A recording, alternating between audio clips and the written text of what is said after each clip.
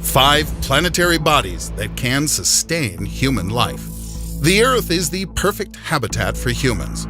The statement is true, but unfortunately no longer up to date.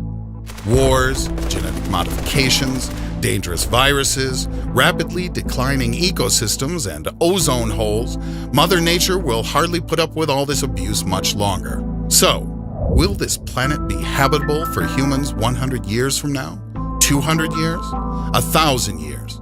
While scientists answer this question in the negative, sympathetically shaking their gray-haired heads, the high and mighty are firmly determined to reach virgin places that no human has ever set foot on. That means making every effort to colonize the closest, or not-so-close, planets.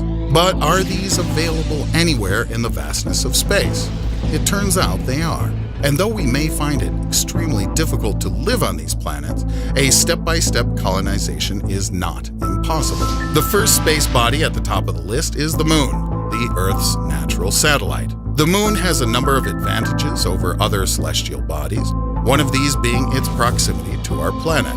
Even though it has no atmosphere to speak of and a magnetic field that is very weak, the Moon still has ancient lava tubes, which could be a perfect location for building the first human colonies. Constructing space and terminal bases, as well as observatories equipped with optical and radio telescopes, developing the Moon's immense deposits of natural resources, iron, aluminum, titanium, and helium-3 isotope, that has the potential to be used as fuel for thermonuclear reactors. All that is quite feasible and much more real than just a beautiful fairy tale. But things are more complicated than they may seem at first sight. Huge temperature variations, a 2-week-long day, regular and quite perceptible moonquakes can ruin the charm of a space trip to the Moon. Based on that, let's take a look at other alternatives. Mars. Every Tom, Dick, and Harry now knows that NASA is shooting for a crewed mission to the Red Planet by the 2030s. But will humans manage to survive on Mars long enough? They definitely will, though not without certain challenges. Mars and Earth have very much in common. A warm season on Mars is followed by a cold one. However, the conditions are much worse. The seasons are 2 times longer and switch from unbearable heat to bone-crushing cold. Apart from that, there are sandstorms on the Red Planet, an unwelcome bonus which can easily damage all the equipment installed. Nevertheless, a competent approach to constructing well-protected space bases will take humanity through the initial stage of colonization and even hold back the effects of space radiation exposure. Ceres is a dwarf planet between Mars and Jupiter, with its orbit situated in the main asteroid belt. This planet could become quite a comfortable place for the human race.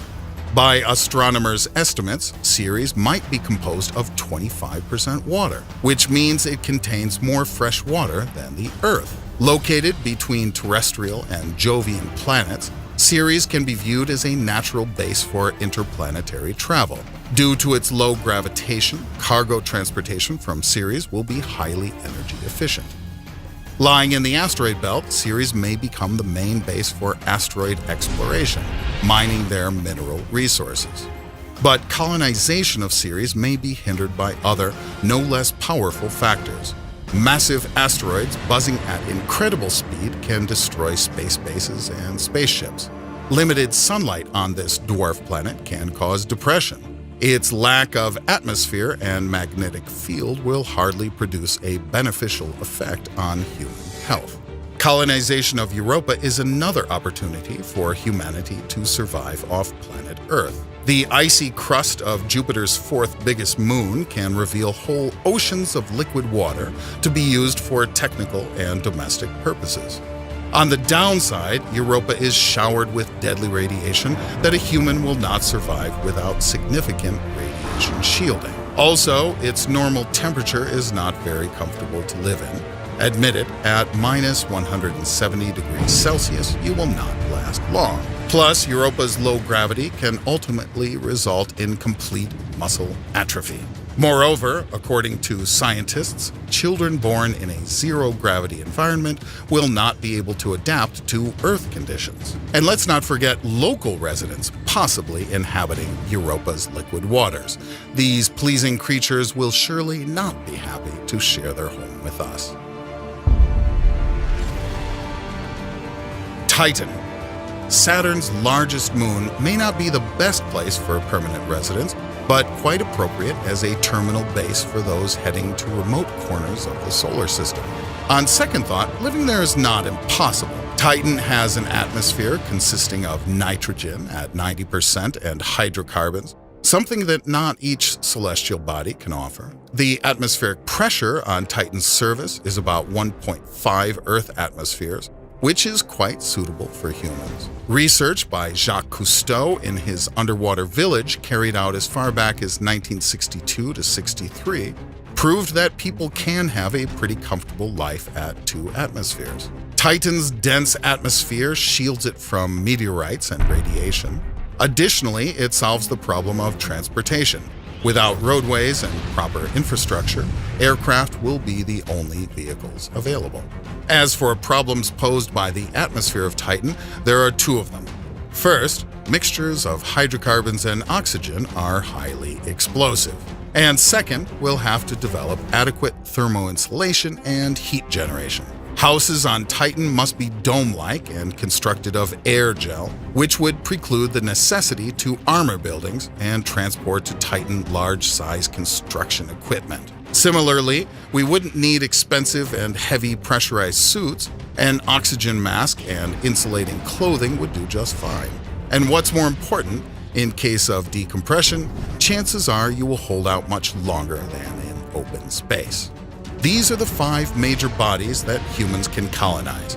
However, advances in science and technology have added to the list yet another excellent destination for massive extraterrestrial migration. A team of NASA experts developing the Kepler Astronomical Satellite Project have discovered a new planet that is potentially suitable for extraterrestrial expansion of humans. The new Earth, Kepler 186f, is about 10% larger than our planet, but its chemical composition and approximate mass are still unknown.